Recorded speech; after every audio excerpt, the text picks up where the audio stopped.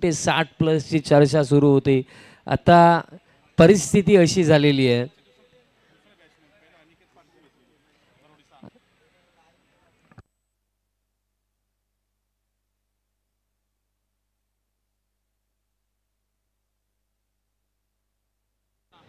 Wicket hat trick झाली आहे. Next ball plain miss, आणखीन एक डॉट बॉल. क्या बात आहे. आणि जर आपण पाहिलं तर अजूनही या फर्स्ट इनिंगमध्ये एका चेंडूचा खेळ बाकी आहे. बट इथे खेवणी दिवे टीम फार निराश असेल, कारण जो स्टार्ट मिळाला बट त्यात नंतरचा खेळ पहा. सागर पाटील नॉन स्ट्रायकिंग एंडवरती उभे राहिलेत आणि एकच चेंडू आता बाकी आहे.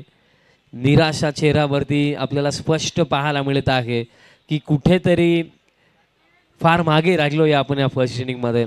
कारण जी सुरुवात होती त्या सुरुवातीनुसार किमान मिनिमम 55 to 60 पर्यंत पोहोचायला हवं होतं.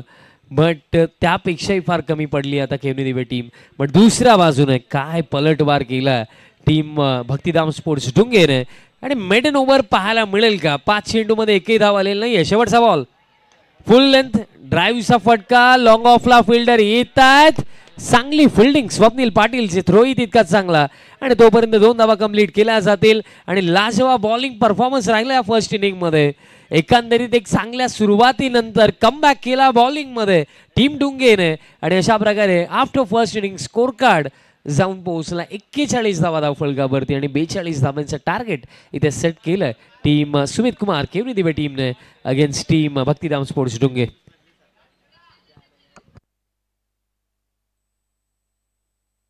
चालू सामन्यामध्ये जो जिंकेल तो नेक्स्ट मॅच मध्ये टीम मयू 11 धामणगाव टीमचा अगेन्स्ट खेळेल. But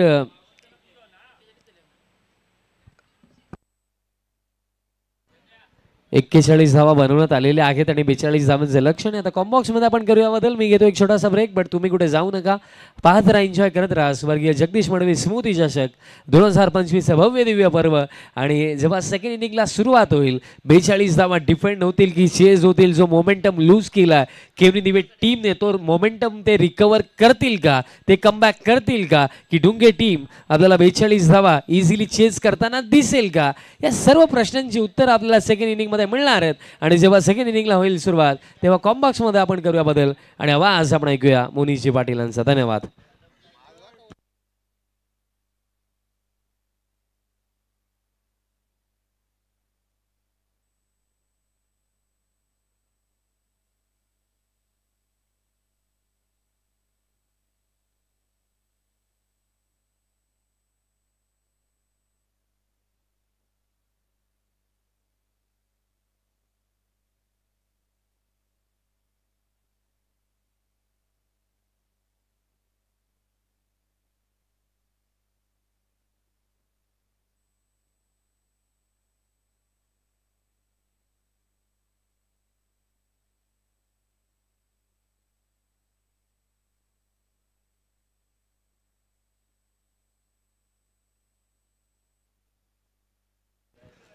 welcome back.